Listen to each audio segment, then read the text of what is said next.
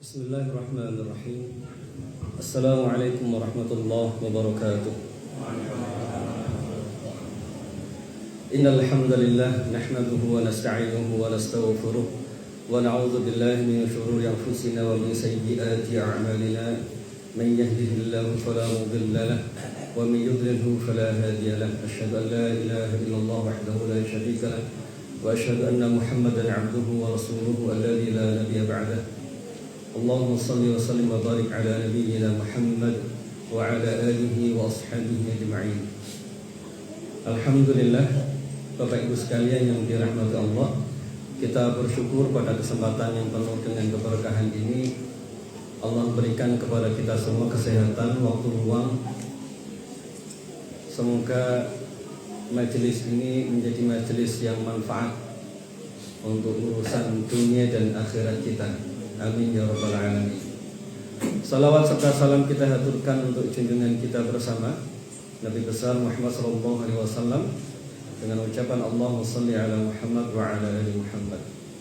Kita berhajat, kita mohon kepada Allah agar kita dijadikan senantiasa istiqomah mengikuti ittiba pada jalan hidup beliau.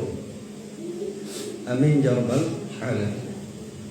Bapak Ibu sekalian yang dirahmati Allah, yang berikutnya kita bersyukur kepada Allah Subhanahu wa taala karena Allah turunkan kepada kita semua Al-Qur'an yang di dalamnya penuh dengan kebaikan, di dalamnya penuh dengan keberkahan. Nah, pada kesempatan malam ini saya ingin cerita, bukan ceramah, ingin cerita tentang keberkahan Al-Qur'an dalam kehidupan kita sehari-hari. Supaya nanti kita punya semangat lebih setelah ini untuk belajar Al-Qur'an. Walaupun belajar Iqra, walaupun belajar masih sangat awam, sampai kita mengamalkan isinya. Semoga ada semangat lebih untuk mengamalkan Al-Quran dalam kehidupan kita sehari-hari. Allah kabarkan kepada kita bahwa Al-Quran ini adalah tibyanan likulli syai'. Allah sebutkan dalam surah An-Nahl ayat ke-89. Surah An-Nahl ayat ke-89. Kita mulai latihan akrab dengan istilah-istilah dan kalimat-kalimat yang ada dalam Al-Quran. Di situ Allah menyebutkan kepada kita bahwa Al-Quran ini adalah tibyanan likulli syai', penjelas terhadap segala sesuatu. Ibnu Mas'ud ketika beliau menjelaskan yang dimaksud dengan tibyanan likulli syai' itu semua hal pertanyaan atas hidup kita, ilmu yang kita butuhkan untuk menjalani hidup ini, semuanya telah digambarkan oleh Al-Quran. Maka jika hari ini kita mendapati problem apapun, sebenarnya dalam Al-Quran itu ada jawabannya. Sebagian ulama menyebut di situ ada penjelasan tentang yang halal dan haram. Sebagian menyebutkan yang dimaksud tibyanan likulli syai' itu penjelas terhadap yang masa lalu dan yang akan datang. Jadi seolah-olah kabar yang diberikan kepada kita begini. Al-Quran ini ngasih informasi kalau suatu saat kita salah langkah, ujungnya kayak apa, di situ Al-Quran sudah menggambarkan. Sebagaimana orang memilih kekafiran, ujungnya neraka. Orang memilih kesyirikan, ujungnya neraka. Orang memilih ingkar kepada para nabinya, maka ujungnya adalah binasa. Jadi Al-Quran ini mengabarkan peristiwa masa lalu dan peristiwa yang akan datang. Semua yang terjadi di umat-umat sebelum kita, umatnya para nabi sebelum ini, semuanya digambarkan oleh Allah rutenya. Bagaimana para nabi menjelaskan agama ini kepada mereka, lalu mereka mengingkarinya, terus ujungnya kayak apa yang mereka dapatkan, itu clear, jelas. Dengan cara berpikir yang sama, maka sebenarnya Al-Quran menggambarkan ke kita. Kalau kita punya cara hidup yang sama seperti generasi masa itu, kita akan menemukan problem yang sama. Ruwet, susah, tidak ketemu jalan keluar. Hanya saja karena berkat rahmatnya Allah, Allah selamatkan kita dari azab yang dulu pernah turun kepada umat-umat sebelum Nabi Sallallahu Alaihi Wasallam. Kalau umat-umat sebelumnya mereka error gitu, ngelawan nabinya habis. Ini kita di umat akhir zaman berkat kemuliaan Nabi Sallallahu Alaihi Wasallam, kita yang melakukan dosa bolak-balik wis wanteng ya beginilah. Ini karena apa? Karena rahmatnya Allah begitu besar atas umat Nabi Sallallahu Alaihi Wasallam ini. Jadi Al-Quran itu tibyanan likulli syai'. Al-Quran itu penggambar, penjelas atas segala sesuatu. Jadi kalau hari ini misalnya kita sedikit pusing ngurusi keluarga, jangan bertanya ke dukun, jangan bertanya ke paranormal, tanya dulu ke Al-Quran. Apakah dalam Al-Quran ada isyaratnya? Kalau ternyata dalam Al-Quran ada petunjuknya, bismillah ikuti. Walaupun itu rasanya tidak enak, insya Allah nanti kita akan ketemu jalan keluar yang baik, jalan keluar yang berkah.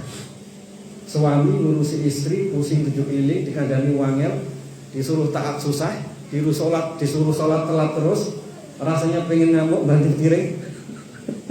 Kayak gitu kan? Wes ikuti saja petunjuk Al-Quran dan Sunnah, insya Allah nanti akan ada jalan keluar, cara untuk melembutkannya. Hari-hari ini orang tua itu pusing 7 keliling ngurusi anak. Anak ini sekarang masya Allah ujian, bukan masya Allah, astagfirullah, ujian yang dihadapi oleh anak-anak ini sekarang luar biasa, melebihi zaman kita dulu. Jadi godaan itu tidak hanya datang dari teman, tapi di kamar godaan itu bisa datang. Dari mana dia? HP. Nuturi anak, ngajarin anak sekarang ini lebih berat dibandingkan dulu rasanya. Begitu juga nuturi istri atau suami, karena memang situasinya sekarang berbeda. Kalau dulu kita bayangkan anak sekolah di sekolah Islam kemudian mondok itu akan steril dari ujian, dari hal-hal buruk. Ternyata enggak juga. Saya mau cerita apa adanya ini supaya kita perhatian dengan Al-Quran, ya, perhatian dengan Al-Quran. Oh, yang dikabarkan oleh Al-Quran itu betul, maksudnya begitu. Jadi ada ujian yang dialami oleh anak-anak di sekolah-sekolah Islam, di pondok-pondok pesantren, apalagi misalnya yang sekolah bukan sekolah Islam. Kasus seperti, mohon maaf, LGBT macam-macam itu sekarang banyak banget, Pak. Banyak banget. Jangan bisa lihat di YouTube yang kemarin viral kayak begitu. Itu tidak hanya terjadi di tempat yang nggak kenal agama. Di tempat yang ngerti agama terjadi di kalangan aktivis sekalipun ini juga bisa terjadi. Jadi ini ujian kita bersama. Nah, bagaimana obatnya? Ya, ayo kita kembali kepada Al-Quran. Jangan takut dengan kalimat ayo kembali kepada Al-Quran, karena memang di situ ada penjelasan. Ini bukan ngayal, ya, tahu ngayal? Apa ngarannya? Mimpi, ya.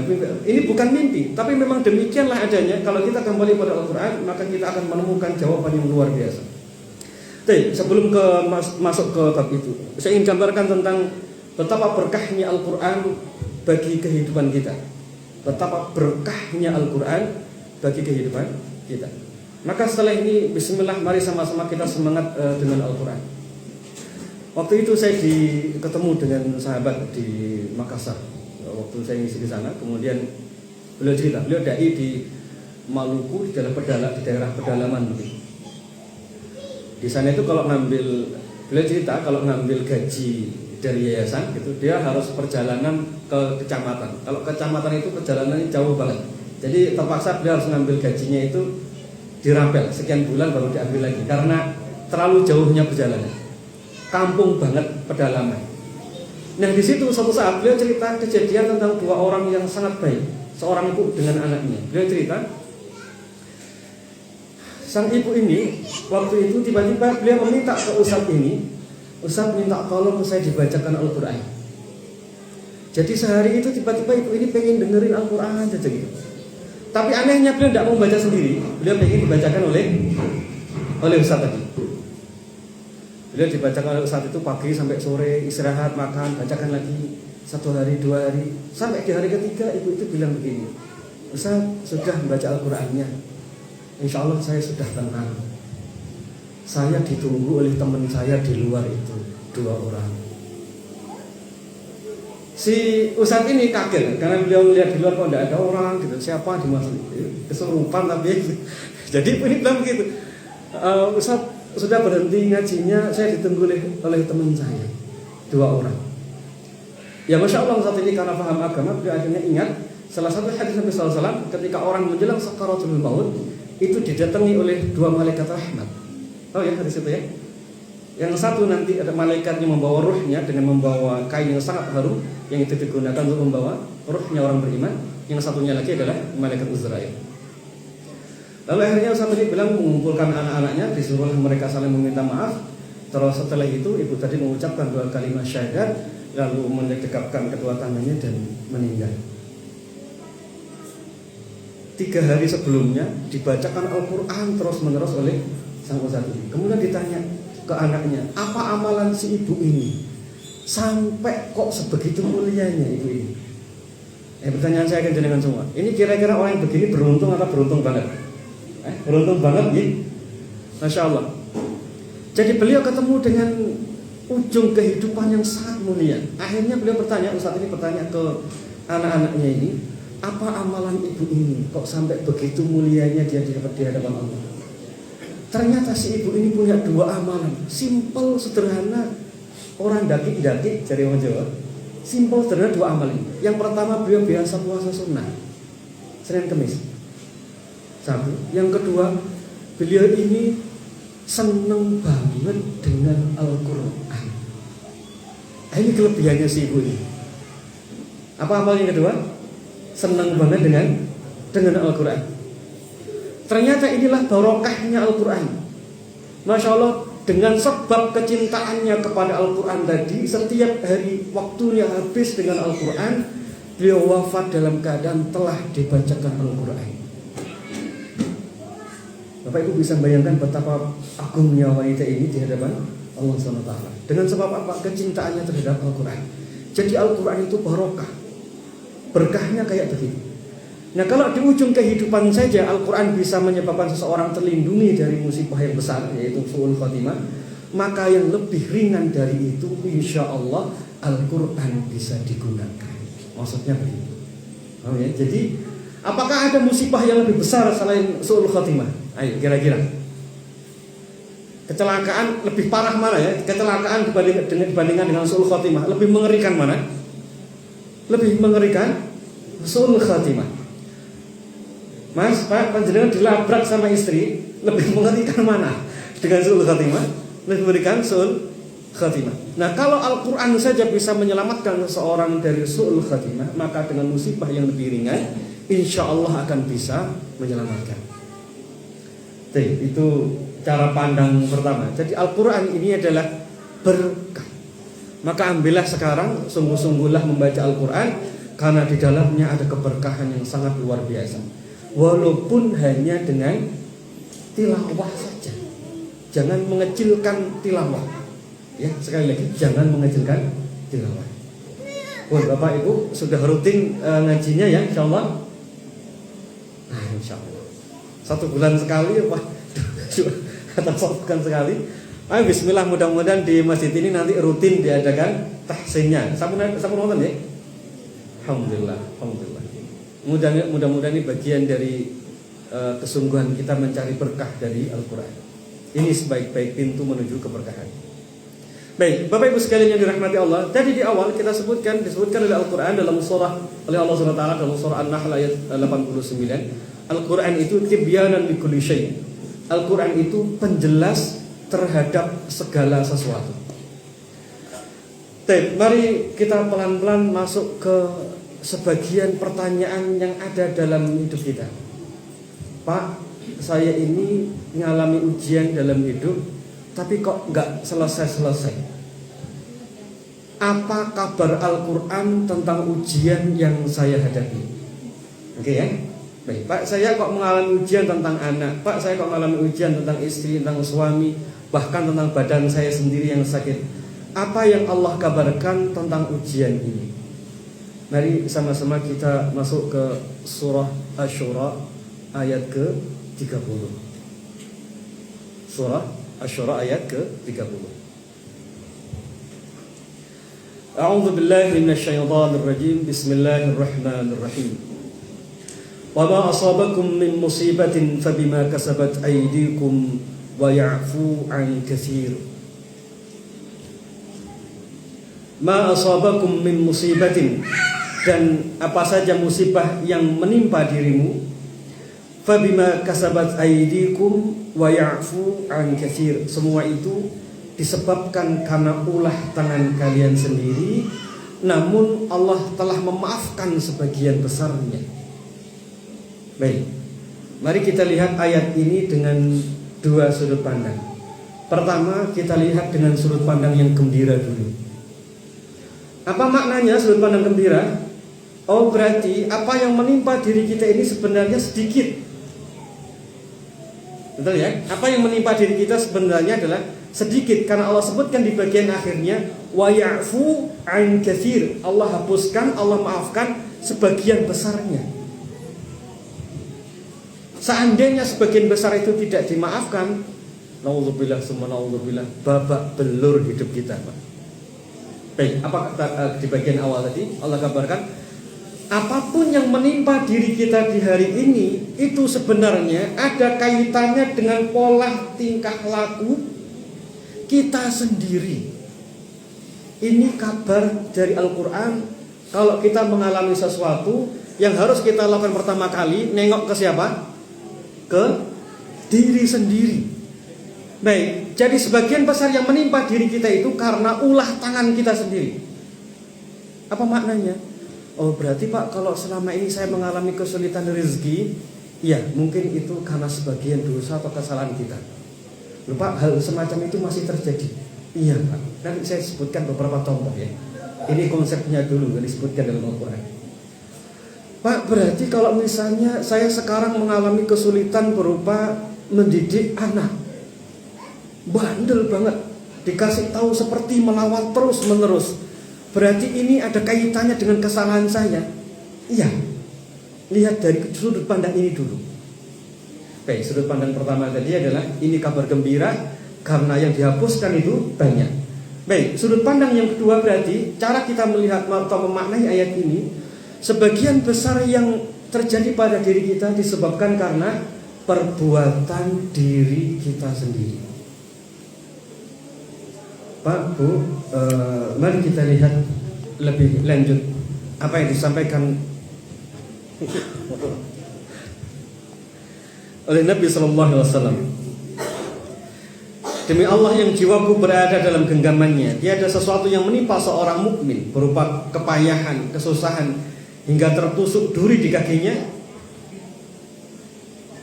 melainkan Allah menghapuskan dosa berkat musibah itu, dan dengan sebagian kesalahan-kesalahan yang telah dia lakukan itu hingga berupa duri yang menusuk di kakinya.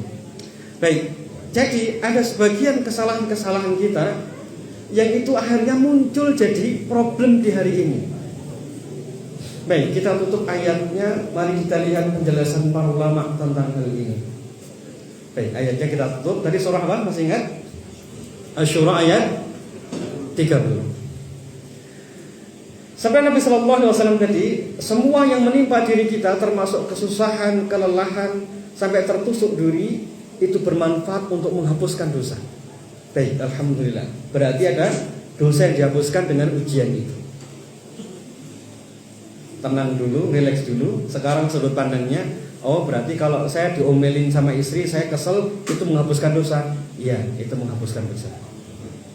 Panjenengan keluar dari masjid, nanti sandalnya hilang, nauzubillah, itu menghapuskan dosa. Keserempet menghapuskan dosa. Sakit demam menghapuskan dosa. Lihat di rekening saldonya nol, susah, pusing, itu menghapuskan dosa. Jadi semua hal yang tidak nyaman yang membuat kita resah, bagi seorang mukmin itu menghapuskan dosa. Jadi, kalau demikian Pak, jika ada sesuatu yang menimpa saya itu karena dosa, apa yang harus saya lakukan? Baik, mari kita lihat penjelasan para ulama tentang hal ini. Bapak Ibu sekalian yang dirahmati Allah, hal ini disebutkan oleh Ibnu Rajab Al-Hambali dalam kitab beliau Jami'ul Ulum wal Hikam. Di salah satu bab ketika beliau menyebutkan bab tentang ihfazillah yahfazka. Tahu hadis ini? Jagalah Allah, maka Allah akan menjagamu.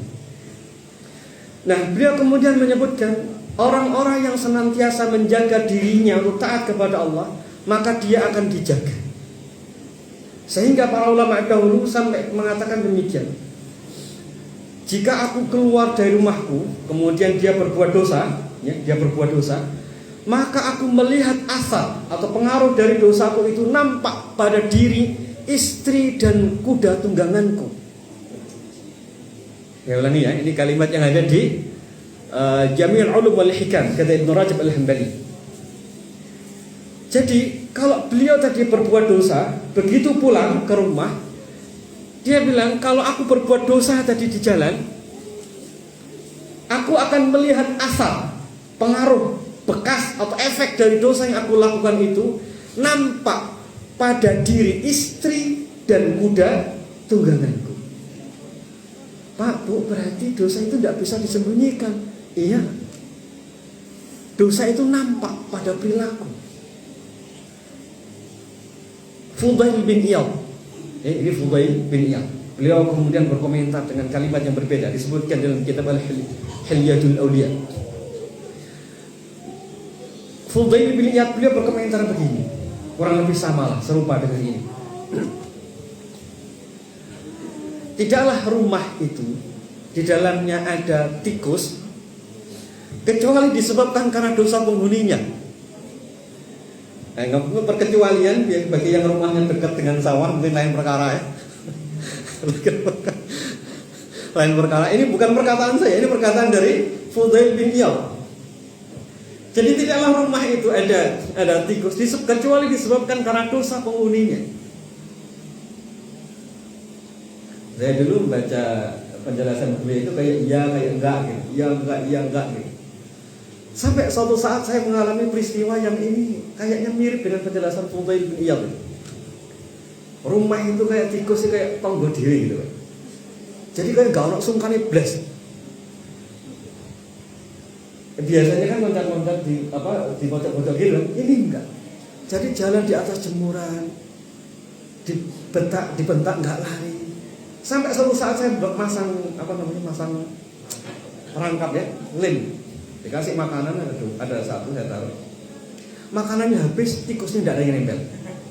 Saya kan pusing, sampai saya diketawain sama anak saya, Bi masang jebakan kok kayak begitu. Tapi betul itu, hari ke-1, hari kedua tidak hilang-hilang. Dikasih makanan untuk jebakannya itu, mangsanya itu hilang, makanannya hilang, tapi tidak ada satupun yang nempel. Saya biarin di situ. Saya ingat penjelasan dari Fudail bin Iyad tadi. Kata beliau apa tadi? Tidaklah tikus itu masuk ke dalam rumah kecuali disebabkan karena dosa penghuninya. Oh, istighfar lah saya. Salat taubat istighfar. Salat taubat istighfar. Selesai salat taubat itu saya akhirnya mikir, jalanlah saya dari belakang ke depan gitu. Jangan-jangan saya ini sudah salah istighfar. Sampai saya berhenti di luar, saya lihat ada keran mancur. Jangan-jangan ini. Akhirnya saya lihat begitu saya lihat meterannya itu. Qadarullah, ternyata meterannya tidak muter.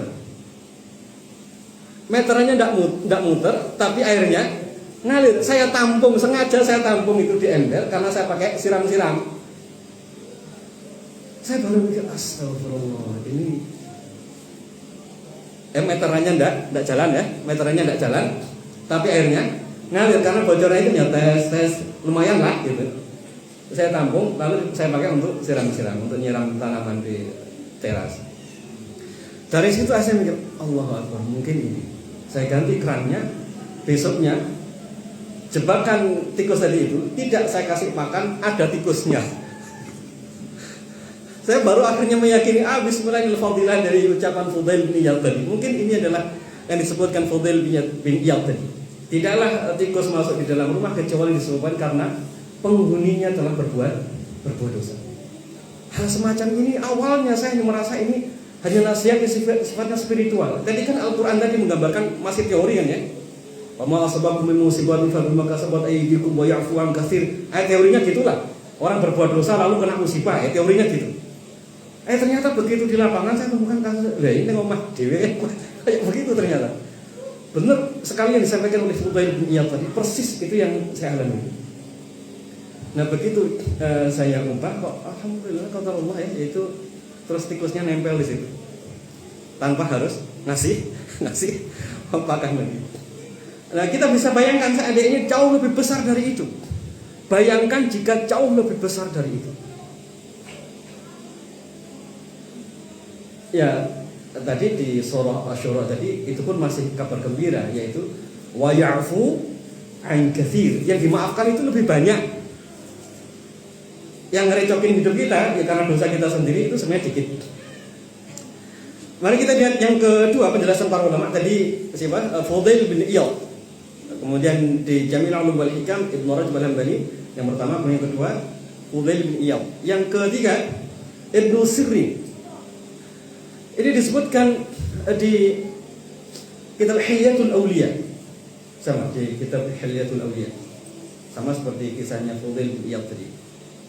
Nah, suatu saat Ibnu Sirrin itu menghadapi problem dalam hidupnya, ada masalah, terlilit hutang. Kalau tadi kisah tentang tikus, ya. Kalau ini terlilit hutang. Sampai suatu saat karena dia terlilit hutang ini, sedih, bingung, gak ketemu jalan keluarnya untuk bisa menyelesaikan hutang ini. Rubah masalahnya. Kalau tadi tikus masih kecil ya masalahnya, ini masalah karir, masalah bisnis, masalah usaha. Baik, cara berpikir yang disebutkan oleh Al-Quran tadi, bima kasabat aidikum, semua yang menimpa diri kita disebabkan karena ulah tangan kita. Ibnu Sirrin kemudian berkomentar, beliau beristighfar, taubat. Di tengah kemudian beliau beristighfar itu, beliau berkomentar, sesungguhnya apa yang aku alami hari ini disebabkan karena kesalahanku 40 tahun yang lalu. Orang soleh itu kalau ketemu masalah dibuka matanya, iki loh salahmu. Itu orang soleh itu begitu, insya Allah. Jadi kalau kita ngalami musibah kok tidak dibuka, perlu istighfar yang banyak. Karena biasanya orang itu kalau dia baik, Allah akan turunkan petunjuknya. Nah, Ibnu Sirrin ini 40 tahun yang lalu. Apa kesalahan beliau? Suatu saat ternyata beliau pernah berkomentar melihat orang, dan beliau berkomentar ke orang ini, dia bilang, ya muflis, si bangkrut. Dia bilang begitu ke laki-laki yang dia temui itu. 40 tahun kemudian beliau mengalami ujian terlilit hutang yang membuat hidupnya babak belur setelah itu. Kapan ujiannya? 40 tahun setelahnya. Perkataan ini bukan saya yang ngarang, ini betul dari Ibnu Sirrin. Nanti silakan dicari di Google kalimat dari Ibnu Sirrin. Jadi berapa tahun? 40 tahun. Problemnya di mana? Problemnya terkait dengan bisnisnya. Kalau disebutkan oleh Ibnu Rajab al-Hambali tadi dalam kitab beliau, ketika aku berbuat dosa, ini ulama yang dikutip oleh Ibnu Rajab, tidaklah aku berbuat dosa kecuali aku lihat asar atau pengaruhnya itu nampak pada diri istri dan kuda tunggangan. Lah kuda tunggangan ngopo kaitannya kan? Satu kepada siapa? Istri. Pak, kalau kita misalnya pulang dari kantor, pulang dari kerja, ketemu dengan istri, pulang ke rumah, istri bawaannya bersengut, wajahnya kayak kain ditekuk-tekuk, ekspresinya tidak nyaman sekali, emosinya tidak nyaman sekali. Jangan tergesa-gesa menyimpulkan istri kita buruk. Tunggu dulu. Mungkin Allah jadikan moodnya itu buruk, ekspresinya tidak menyenangkan, itu karena kita berbuat dosa. Maka begitu kita pulang, kita layak mendapatkan itu. Karena pada dasarnya dosa itu dimurkai, maka Allah jadikan orang di sekitar kita itu ikut murka kepada kita. Kuda tunggangan itu aslinya bisa dikendalikan, tapi karena dalam diri kita ini ada dosa yang belum selesai, Allah jadikan makhluk yang tadi seharusnya bisa kita kendalikan, tapi tidak bisa kita kendalikan gara-gara dosa. Karena sebenarnya yang membuat kuda tadi itu tunduk dan patuh itu adalah Allah yang menjadikannya tunduk. Betul ya? Tahu doanya Safar, doanya naik kendaraan? Gimana? Alhamdulillahilladzi sakhkhara lana hadza. Baik. Siapa yang menggerakkan itu berarti kendaraan itu? Allah. Jadi kenapa tadi kuda tadi berperangai buruk? Karena penunggannya dalam keadaan tidak layak, sehingga makhluk ini dibuat tidak suka sama kita. Dengan cara berpikir yang sama, kalau menurut penjelasan Ibnu Rajab al-Hambali tadi, Maka cara berpikirnya sekarang, Pak, Ibu, kalau Ibu sekarang pulang ke rumah, nanti nasihati anak kok kayaknya susah banget dinasihatin, tunggu dulu, jangan bilang anak kok bandel. Oke ya, jangan-jangan anak tidak bisa kita kendalikan karena faktor pengendali dalam diri kita itu runtuh. Saya garis bawahi, faktor pengendali itu apa? Sesuatu yang Allah turunkan kepada kita, rahmat, keberkahan. Karena kita berbuat dosa, rahmat itu akhirnya dijauhkan. Akhirnya kita tidak bisa mengendalikan anak. Suami tidak bisa mengendalikan istri. Mungkin itu sebabnya. Bukan karena suami tidak cakep, tidak pinter ngomong ke istri. Enggak. Belum sampai. Baik, itu kalau merujuk kepada penjelasan Ibnu Rajab Al-Hambali. Kalau merujuk kepada penjelasan Fudail bin Iyad, tadi apa yang terjadi? Tentang tikus misalnya. Berarti ada faktor eksternal yang tiba-tiba bisa mempengaruhi hidup kita. Begitu pula penjelasan dari Ibnu Sirin, kesalahan yang pernah dilakukan di masa lalu akhirnya menyebabkan turunnya musibah di hari ini. Baik, Pak, itu kan klasik, Pak, zaman biyen, Pak. Ulama-ulama biyen, kok zaman saya isi orang ngono, Pak. Masa zaman sekarang masih ada semacam itu? Baik, Bapak Ibu sekalian yang dirahmati Allah. Karena yang saya temukan di lapangan itulah, tema ini saya masukkan di buku Lalatan sama yang saya tulis. Contoh, suatu saat, ini cerita dari salah satu tim saya waktu itu beliau tinggal di luar pulau. Nah, kurang lebih masih sama tentang ayat ini. Waktu itu beliau menterapi, diminta untuk menterapi. Datanglah kawan kita ini ke sana. Setelah dijelaskan panjang lebar tentang dosa dan semua penyebabnya itu, diajak muhasabah lah intinya ya, bukan diajak untuk menyalahkan diri sendiri, bukannya, tapi diajak untuk muhasabah. Nah, waktu itu tiba-tiba beliau bilang, enggak Pak, saya kayaknya enggak adalah dosa yang aneh. Akhirnya kawan kita ini pulang. Begitu pulang dia dikabarin, Mas tolong datang lagi, ibu saya ingat sesuatu. Akhirnya teman saya datang lagi ke ibu yang sakit kanker tadi. Ngapunten ini stadium akhir ya. Jadi ya memang ya secara medis ya memang sudah stadium akhir. Tapi kita lihat kronologi berpikirnya tentang Al-Quran tadi. Nah, akhirnya ceritalah sang ibu tadi. Beliau cerita, Mas, 30 tahun yang lalu. Berapa tahun?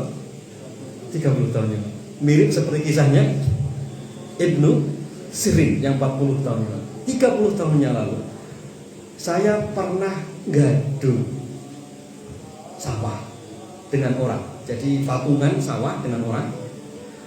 Saya ini yang garap, dia ini pemodal yang punya sawah, saya yang garap. Kesepakatannya 50-50, 50-50. Kalau ada 10 karung hasilnya, 5 untuk dia, 5 untuk saya. Tapi waktu itu, waktu panen, saya simpen 2. Jadi kalau 10 saya simpen 2, tinggal berapa? 8. Saya bagi 2, dia 4, saya 4. Dia nggak tahu. Dia pulang membawa 4 karung, saya mendapatkan 6. Itu berlangsung bertahun-tahun selama hidup saya, Pak, waktu saya bermuamalah dengan dia. Saya baru ingat benjolan pertama kali itu kurang lebih 2 bulan setelah saya mengambil haknya. Benjolan itu muncul kapan? 2 bulan setelah mengambil haknya orang lain. Setelah itu berobat, sembuh, tidak muncul lagi. Terus muncul lagi puncaknya 30 tahun berikutnya setelah beliau sepuh, muncul nggak terkendali, akhirnya muncul stadium keempat. Baik, perhatikan rute yang disebutkan oleh Al-Quran tadi. Wa ma asabakum min musibatin fabima kasabat aydikum wa ya'fu 'an katsir. Yang dimaafkan oleh Allah itu sudah sangat banyak. Tapi yang akhirnya menimpa diri kita itu sebagian besarnya karena ulah tangan kita di masa lalu. Persis seperti ini. Lalu kemudian ibu tadi bertaubat dan disarankan oleh kawan kita tadi, temui ahli warisnya untuk meminta maaf kepada ahli warisnya. Dan alhamdulillah ahli warisnya semua memaafkan. Masya Allah ya. Setelah itu beliau dikabari ibu ini wafat. Baik, pertanyaan saya, beruntung atau tidak beruntung? Beruntung. Dengan sebab musibah itu dia ketemu dengan hidayah. Akhirnya ujung cerita dia islah dan dia bertaubat kepada Allah. Tapi rute yang disebutkan oleh Al-Quran tadi betul. Wa ma asabakum min musibatin fabima kasabat aydikum wa ya'fu an katsir. Jadi yang menimpa diri kita itu sebagian besarnya karena sebagian dari ulah kita sendiri. Baik, apa pelajaran berharganya bagi kita semua Bapak Ibu sekalian yang dirahmati Allah? Al-Quran ini betul dan berlaku sepanjang masa sampai hari kiamat nanti akan tetap begitu. Maka kalau hari ini kita mengalami musibah terkait dengan istri, suami, anak, apapun yang kita alami sekarang, nah pelajaran untuk hari ini ya, belum ke berikutnya. Pelajaran untuk hari ini dan istighfar dulu Pak. Berhenti nyalain, berhenti menyalahkan siapapun. Nah, cara berpikir semacam ini terjadi dalam semua hal. Dalam semua hal. Ini tadi kasus sakit fisik. Ini kita lanjutkan sebentar, nanti setelah itu kita salat. Dalam kasus yang agak ekstrim yaitu gangguan sihir. Nah, ini senangannya netizen. Senangannya netizen bahas tentang sihir dan sejenisnya. Dalam kasus sihir, ada salah satu kawan kita dulu satu tim saya di Yayasan Ruqyah Learning Center. Beliau menterapi ummahat, mbak-mbak, emak-emak yang beliau kena sihir kurang lebih 10 tahun lamanya. Kena sihir 10 tahun lamanya. Di ruqyah, di semua bolak-balik di ruqyah tidak sembuh-sembuh, ruqyah syariah. Lalu akhirnya ketika ketemu dengan tim kita ini, beliau dinasihati salah satu tema tentang berbakti kepada orang tua. Beliau cerita semua kemarahannya kepada orang tua. Yang salah satunya adalah membuat beliau akhirnya enggan untuk dekat dengan orang tua. Baik, berarti ada kesalahan apa? Tidak berbakti kepada orang tua. Muncul kebencian. Akhirnya dinasihatkanlah kepada beliau, Ibu, Mas, Mbak, sudah sekarang gak usah bahas lagi semua tentang sihirnya dan ruqyahnya.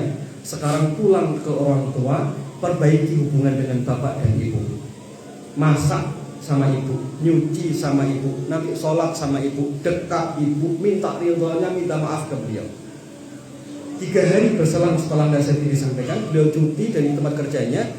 3 hari itu beliau nikmati sehari-harinya dengan bapak dan ibunya. Di hari keempat beliau ngabarin, Mas, saya belum pernah merasakan batin setenang ini dengan ibu saya. Dan antum tahu, setelah itu semua keluhan sihir yang 10 tahun dari itu hilang total. Yang tadinya kita berpikir ya harus diruqyah untuk menghilangkan sihirnya, tapi ternyata tidak. Dengan fadilah taubat, lalu dia mendekatkan diri kepada orang tuanya, bertaubat atas semua kesalahannya, maka dengan izin Allah sakit yang dia alami itu hilang. Baik, konklusi kesimpulan terakhir yang ingin saya sampaikan kepada panjenengan semua, Al-Quran itu betul. Saya ingin ceritakan poin ini, maksudnya adalah agar ada tasdiqun biqalbi, pembenaran terhadap Al-Quran. Saya ingin ceritakan poin ini dari sejak awal tentang Al-Quran sampai buktinya di lapangan. Satu saja tujuannya, Al-Quran itu betul-betul berkah dan tidak akan berubah. Oke ya. Jadi yang saya ceritakan tadi dari awal sampai bentuk realnya di lapangan, itu kesimpulannya hanya satu. Al-Quran itu betul-betul dari Allah SWT, tidak ada keraguan sedikit pun. Dan di dalamnya ada keberkahan. Kalau kita ngikuti, insya Allah kita akan ketemu dengan hidup yang baik. Kalau kita menyimpang dari Al-Quran, pasti akan ada hidup yang tidak nyaman yang kita temui. Dari sini kesimpulannya kita hanya bisa mengatakan amantu billahi wa rasulih. Saya beriman pada Allah dan Rasulnya, dan saya beriman kepada kitabnya. Ini yang paling kita inginkan ya. Dari ujung dari pembahasan ini, Al-Quran itu betul, tidak mungkin salah. Buktinya menurut penjelasan para ulama kayak tadi, dan di lapangan itulah yang saya temukan. Betul-betul real semacam ini. Nah baik, setelah ini apa yang harus kita lakukan, Bapak Ibu sekalian yang dirahmati Allah? Bagi kita yang ingin mengubah semua kehidupan kita, ya, ingin mengubah hal yang baik, yang buruk menjadi baik, langkah pertama itu selalu taubat. Oke ya. Langkah pertama untuk memperbaiki semua hal itu taubat, mohon ampun kepada Allah, selalu itu. Jadi mulai sekarang para ayah yang merasa sulit mendidik istri dan anaknya, bangunlah malam, sholat taubat, sholat tahajud, apapun boleh. Setelah itu istighfar, mohon ampun kepada Allah. Habiskan waktu untuk memohon pertolongan kepada Allah. Mudah-mudahan setelah itu Allah bukakan jalan keluar, seperti yang Allah turunkan kepada Ibu Sir. Hadanallahu wa iyyakum ajma'in. Semoga ini menjadi renungan untuk kita bersama. Semoga bermanfaat. Nanti sampaikan ini ke istri, ke anak-anak di rumah. Nanti kalau Allah takdirkan kita bisa bertemu kembali, ajak istri Pak ya, mohon ajak istri. Nanti saya bantu untuk ngomelin istri. Para ibu-ibu silakan nanti diajak suaminya, saya bantu untuk meluruskan apa yang salah pada diri suami kita. Bismillah. Kita berniat hanya satu saja, hidup bersama Al-Quran. Hidup bersama Al-Quran. Kalau tadi kita sudah belajar tahsin rutin, nah kajian kita ini kita ingin hidup di bawah naungan Al-Quran. Itu yang paling kita inginkan. Dan gitu ya. Barakallahu fikum. Saya kembalikan ke Mas Rodes. Tes.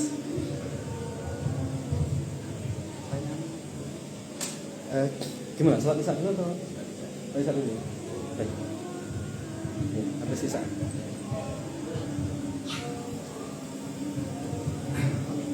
Alhamdulillahirrahmanirrahim.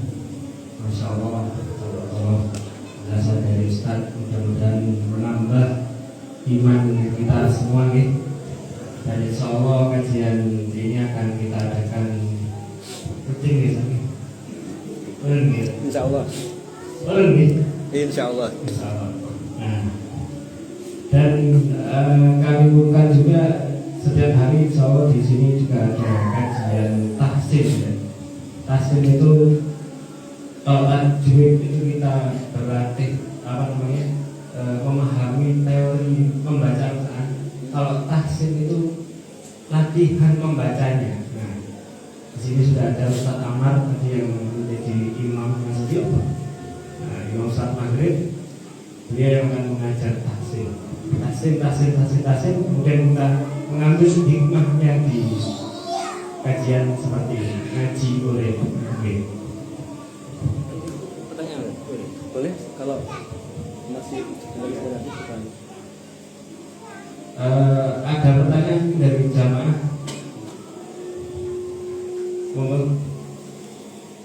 Atau setelah sholat? Setelah sholat. Baik. Kajian kita lanjutkan setelah sholat isya. Baik, teman-teman yang di IG kita cukupkan dulu karena sudah masuk isya. Assalamualaikum warahmatullahi wabarakatuh. Baik, ada pertanyaan bagaimana cara mengetahui dosa-dosa di masa lalu karena sudah terlalu lama lewat. Iya, 40 tahun. Baik, sebenarnya kita tidak dibebani untuk mencari dan mengorek-orek kesalahan kita di masa lalu. Jadi apa yang terjadi pada Ibnu Sirin atau sebagian orang tadi itu murni karena Allah berikan taufik, murni karena Allah berikan pertolongan ke seseorang, ke seorang hamba yang Allah pilih, lalu Allah bukakan sebagian penyebab turunnya musibah itu. Nah, jadi secara umum kesalahan itu baik. Jadi kita tidak bisa mengetahui mana yang menjadi sebab musibah hari ini. Hanya saja secara umum Allah gambarkan dalam surah jadi bahwa kesalahan di masa lalu itu menjadi sebab musibah. Hanya itu saja. Cuman di mana bentuknya kayak apa kita sama-sama tidak tahu persisnya. Nah, konsepnya akhirnya kalau kita mengalami musibah, kita hanya perlu mengucapkan Rabbana zalamna anfusana wa in lam taghfir lana wa tarhamna lanakunanna minal khasirin atau astaghfirullahaladzim. Nanti pelan-pelan semoga Allah tampakkan apa yang keliru di masa lalu, yaitu murni kehendak Allah akan ditampakkan seperti apa. Kalaupun tidak ditampakkan, taubat kita itu insya Allah sudah sangat cukup. Yang penting mengikuti pendapat para ulama dalam taubat itu, menyesali semua kesalahan, tidak mengulanginya lagi dan memperbaikinya. Selama itu sudah dilakukan, maka insya Allah sudah cukup, tidak perlu dicari sampai detail seperti yang tadi digambarkan di beberapa kisahnya. Itu memang murni karena karunia Allah lalu Allah tampakkan kepada orang-orang khusus ini. Itu mungkin.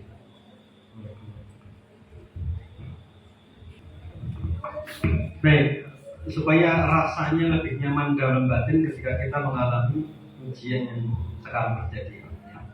Ujian yang kita alami di hari ini bagi orang-orang beriman itu ada dua keadaan. Pertama, Allah angkat derajat si hamba ini dengan sebab ujian itu.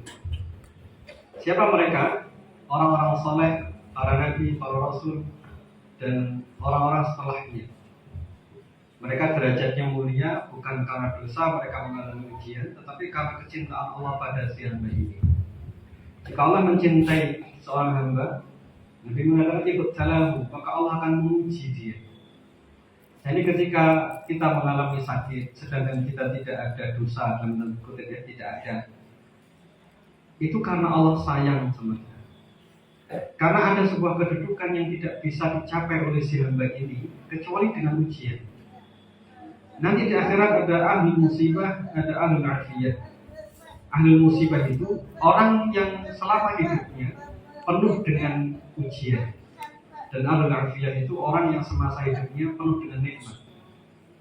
Kepada kedua orang ini kedudukannya berbeda nanti di akhirat. Sampai ahli afiyah itu iri melihat kedudukan yang diberikan Allah kepada ahli musibah. Jadi ahli musibah ini ibadahnya nggak sehebat ahli afiyah, tapi dia derajatnya bisa naik sangat tinggi sekali di akhirat disebabkan karena dia sabar menghadapi ujian yang dia alami semasa hidupnya. Mungkin ini yang terjadi pada para nabi, tentu ya para nabi, para rasul, para kekasih Allah yang mereka tentu tidak punya dosa, tapi hidupnya selalu penuh dengan ujian. Nah, apakah ada orang-orang biasa di antara kita yang mengalami hal ini? Mungkin di antara kita ini dosanya dikit, tapi kok ujiannya terus-menerus. Itu karena Allah sayang banget sama si hamba ini, sehingga Allah angkat terus derajatnya dengan musibah itu. Kenapa kok nggak dikasih yang lain saja? Ya itu satu-satunya cara supaya si hamba itu sampai di titik tadi. Kadang kita berdoa, ya Allah, Allahumma afrigh alaina sabra wa tawaffana muslimin. Ya Allah, karuniakan saya jiwa yang sabar. Lalu Allah kabulkan. Pertanyaannya, gimana caranya supaya kita punya sabar? Kira-kira gimana caranya? Dikasih ujian. Ya mungkin pada orang-orang yang beriman kayak panjenengan kita semua mendengar, insya Allah ujian-ujian ini karena kita termasuk orang yang beriman tadi, diuji terus. Sama seperti Nabi Nuh alaihissalam diuji tentang anaknya, istrinya. Kemudian Nabi Lut juga diuji tentang istrinya. Nabi Adam diuji tentang anaknya. Jadi itu justru mengangkat derajat para nabi tadi. Mudah-mudahan kita termasuk di dalamnya. Ini yang pertama.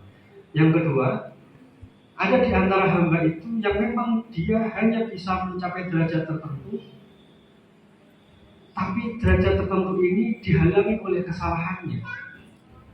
Allah telah rencanakan si hamba ini mencapai derajat tertentu karena dia minta derajat yang tinggi, dia puasa, dia sholat. Seharusnya dia levelnya naik nanti di akhirat, tapi kayak terganjal gitu.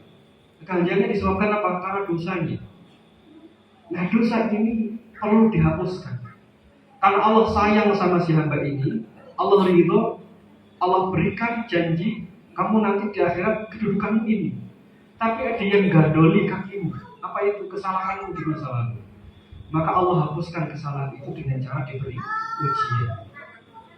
Kesalahannya ada, tapi Allah sayang, dia harus naik ke level berikutnya, ke derajat yang tinggi.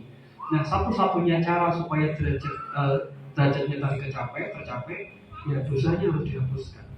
Nah, penghapus dosa bagi orang yang semacam ini adalah dengan musibah. Kenapa penghapus dosanya kok tidak dengan haji, dengan puasa, dengan sedekah? Dalam pandangan Allah, Allah Maha Sempurna, tahu betapa lemahnya amal kita. Coba kira-kira kita ini lebih rasanya di batin, kira-kira lebih ikhlas mana menyebut ya Allah pada saat sakit atau pada saat sehat walafiat? Pas sakit kan ya? Jadi biasanya orang itu bisa sangat ikhlas, khusyuk itu pas sakit. Kita senang sholat tahajud, kira-kira pas banyak utang atau pas banyak duit? Pas banyak utang ya? Ya begitulah. Jadi ketika kita ini mengalami ujian, lebih khusyuk ternyata, terus lebih ikhlas banget. Panjenengan kita misalnya umroh, kita bisa menghapuskan dosa. Katanya pulang umroh terus tanpa tenteng tombol gitu, alhamdulillah tuh mari umroh ya, tanpa tenteng. Tapi coba kena musibah, mari kecelakaan, mau saya cerita-cerita nonton, kan enggak? Musibah itu amal yang paling ikhlasnya hamba. Musibah itu membuat kita jauh lebih ikhlas. Kita misalnya diuji tentang anak, kata Allah anak kok nakal gitu. Itu kan ujian. Kayak Nabi Nuh diuji tentang anaknya.